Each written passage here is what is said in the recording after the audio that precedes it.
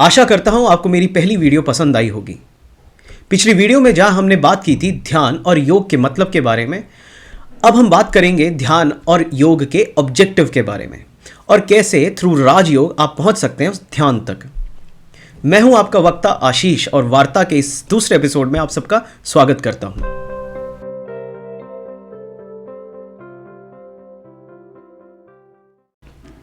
तो पहले बात करते हैं थोड़ा सा राजयोग के ऑब्जेक्टिव के बारे में कि योग का ऑब्जेक्टिव है क्या, जिसका एक पार्ट मेडिटेशन है। राजयोग 4 पाथ्स टू लिबरेशन में से एक है।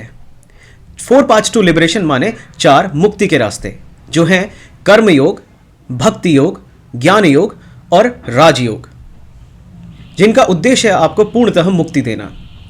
अब मुक्ति या लिबरेशन किन चीज़ों से, आप किन चीज़ों से बंधे हैं? तो आध्यात्मिक रूप से आप बंधे हैं इन 6 चीज़ों से, जिन्हें कहते हैं षड्रिपु, जो हैं काम, क्रोध, लोभ, मोह, मद और मात्सर्य, जिन्हें lust, anger, greed, attachment, pride और जेलेसी भी बोला जाता है। तो हम जान गए हैं कि राजयोग का ऑब्जेक्टिव क्या है या उद्देश्य क्या है और आपको इन किन चीज़ों से वो मुक्ति दिला सकता है। पर योग को थोड़ा और बेहतर से जानने के लिए ये देखते हैं इसकी जड़ें कहाँ से हैं या इसकी रूट्स कहाँ से हैं। तो इसके रूट्स को जानने के लिए हमें जाना होगा सांख्य फिलॉसफी पे, जो कि 6 दर्शनों में से एक दर्शन है या फिलॉसफी है, जो भारतीय दर्शनों में से एक दर्शन है।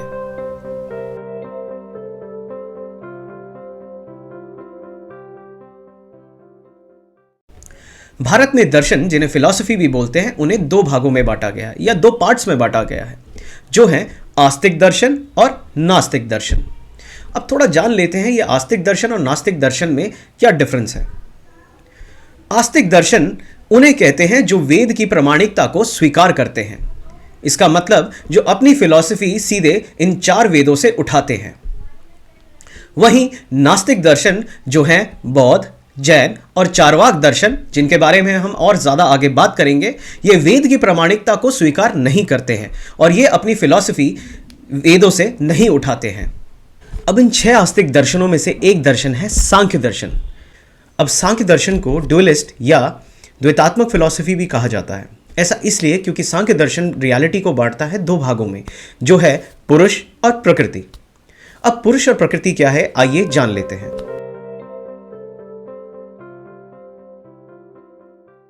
पुरुष यहां सांख्य फिलॉसफी के अनुसार होती है प्योर कॉन्शियसनेस, चेतना या अवेयरनेस। पुरुष को विदाउट एनी एट्रीब्यूट्स माना गया है। अब ये विदाउट एनी एट्रीब्यूट्स का मतलब क्या हुआ? तो सांख्य फिलॉसफी के अनुसार विदाउट एनी एट्रीब्यूट्स का मतलब हुआ कि पुरुष में खुद का अपना कोई गुण नहीं होता है, वो फ्री है और इंडिपेंडेंट है। अब इस पुरुष से आप कोई जेंडर स्पेसिफिक ना समझ लीजिएगा। मैं यहाँ मेल या फीमेल की बात नहीं कर रहा हूँ। ये चेतना हम सब में है, आप में भी और मुझ में भी। चलिए, पुरुष की तो बात हमने कर ली है, अब थोड़ा बात करते हैं प्रकृति के बारे में। प्रकृति 2 शब्दों से बना है, जो है प्रा प्लस कृति, और कृति का मतलब होता है क्रिएशन या क्रिया। प्रकृति में 25 तत्व माने गए हैं, माने 25 एलिमेंट्स, जिसमें से एक होता है मन। अब मैं यहां सिर्फ मन की इसलिए बात करूंगा क्योंकि हम मेडिटेशन तक पहुंचना चाह रहे हैं। जैसे पुरुष में अपना खुद का कोई गुण नहीं होता है, प्रकृति में माना गया है 3 गुण, इसीलिए प्रकृति को हम त्रिगुणात्मक भी बोलते हैं। अब ये 3 गुण क्या हैं, जरा देख लेते हैं।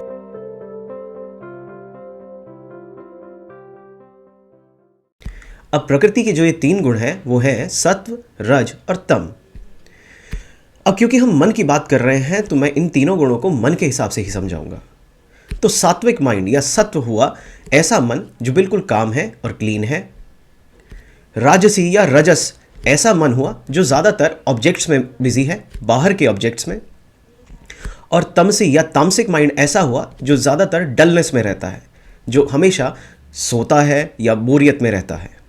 अब ये 3 गुण तो हम जान चुके हैं, तो आइए अब जानते हैं कि कैसे पुरुष को दुख होता है या पुरुष डिप्रेशन में जाता है।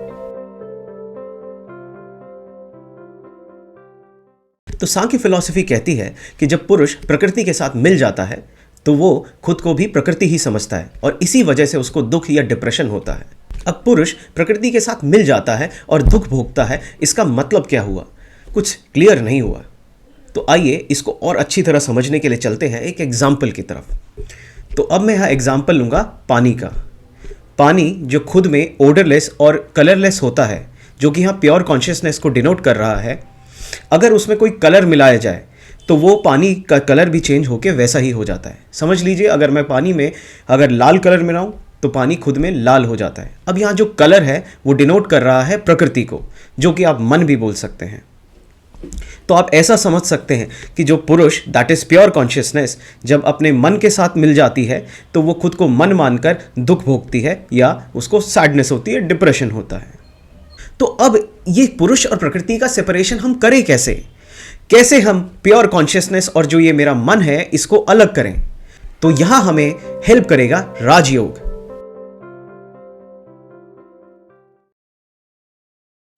राजयोग, जिसे हम अष्टांग योग भी कहते हैं, बना है 2 शब्दों से, जो है अष्ट प्लस अंग।